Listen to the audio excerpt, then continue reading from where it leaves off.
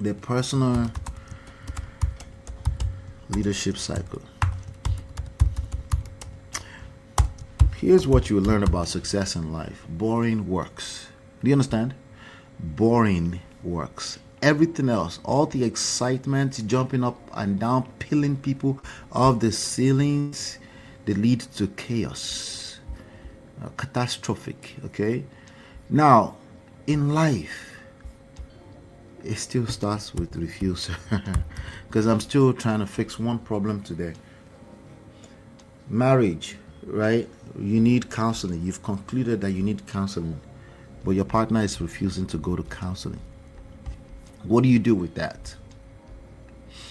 What do you do with that situation when your partner refuses counseling? They refuse to get help for your marriage. What do you do with that? I'm going to suggest grounding, because that's absolutely chaotic. So not only are they not communicating, are they not open, they've shut down, they still talk to you, routine, they still kind of pay the bills, they do all these different things, but you know that marriage could be a lot better.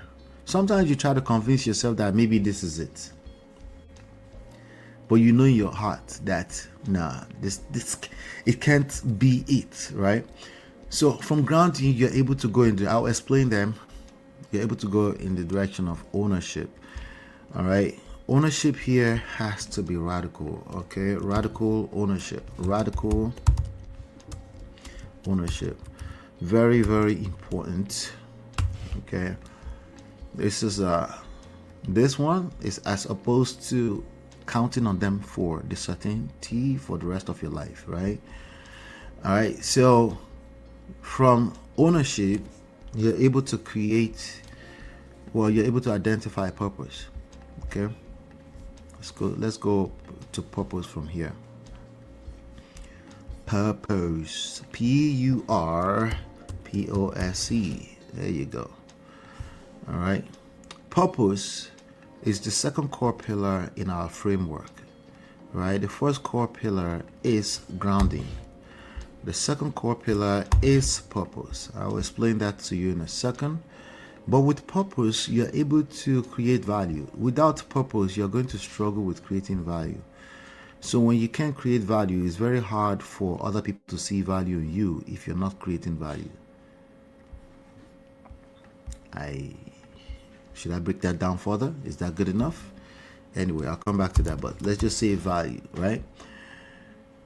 All right. With value, that's where you get attraction from. You cannot do any of this. You cannot fix your marriage without attraction, guys. Not in this time and era. We no longer live in 1960.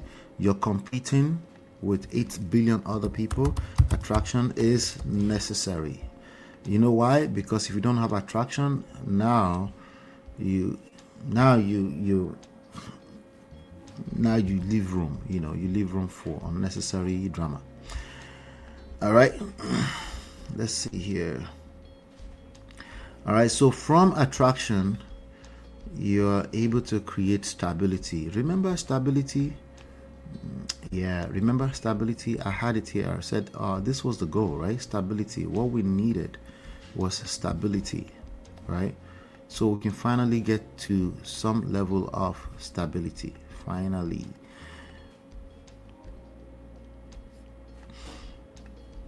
Okay. This is the point where people say give or take. Right. So people are looking for give or take, but they don't want to do the work. Why? Because the work might have to start with just you by yourself. Right? And they resent that. Like, what do you mean I do the work? How about self-love? Like I told you before, right? If I called the work self-love, would you be suddenly appreciative of what that really means, right? But in the grand scheme of things, refuser might come in other shape or forms later on. This time around, it might not be refusal to go to counseling, just life, but you will know exactly what to do with it. So I suppose are supposed to go in the direction of panic, to go towards grounding this time around. Okay, so let me be clear about something here. All right. Uh, Let me be clear about something. So you have refuser. The point here is that you have refuser, right? And you always have like two paths that you can go. You can go the easiest path. Yes, the easy path is this guy right here. The easy path is panic. Okay, anytime you feel a sense of rejection, you want to work in your marriage, but the other person doesn't want to work on the marriage, you operate from a place of panic, which takes you in the path of now feeling the need to beg over and over again, creating pressure, right? Then creating resistance, and then you feel worse and more terrible about with yourself. You resent that every time you try, but yet you keep feeding the cycle, right? So instead, I'm asking you to go not so easy path, but the better part, right? Because the rewards are much more greater, right? I'm asking you to go more in the direction of grounding. Now, what do I mean by grounding? What do I mean by grounding? So you have these two paths that you can always take.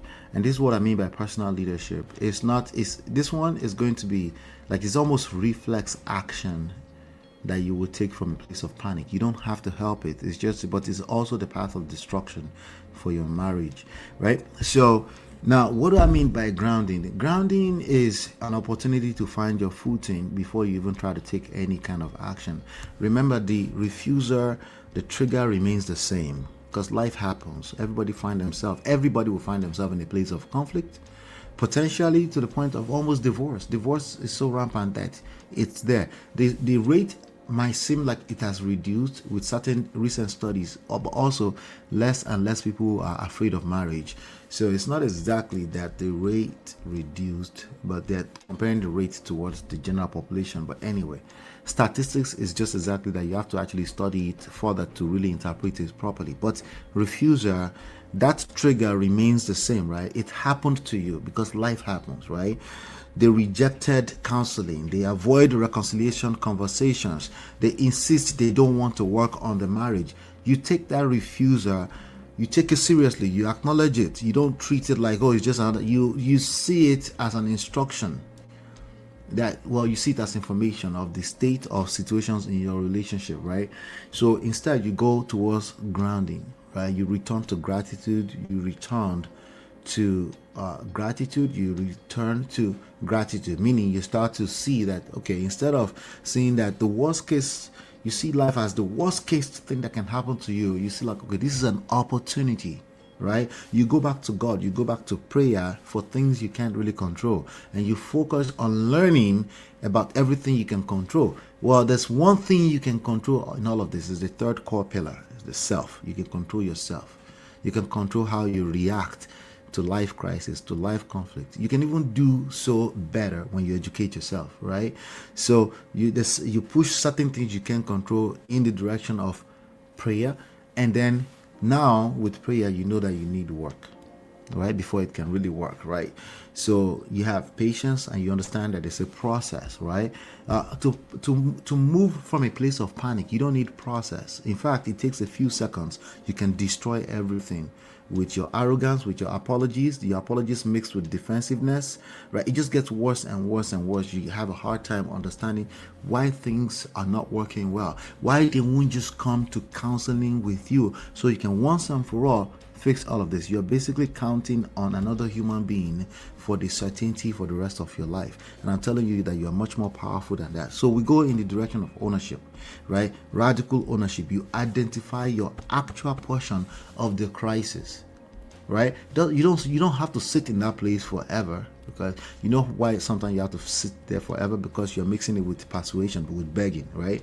But if you're actually focused on that, you take full ownership, accountability, leadership, emotional regulation. That's actually big, because every time, all those reactions, all those little parts of reactions is creating more damages than you realize, right? Ownership is not taking responsibility for their choices. It's not about blaming yourself for everything. As a matter of fact, get rid of the word blame, because that's a poison. Okay? It is refusing to surrender responsibility for yours. Okay, that's what we need to focus on here right now.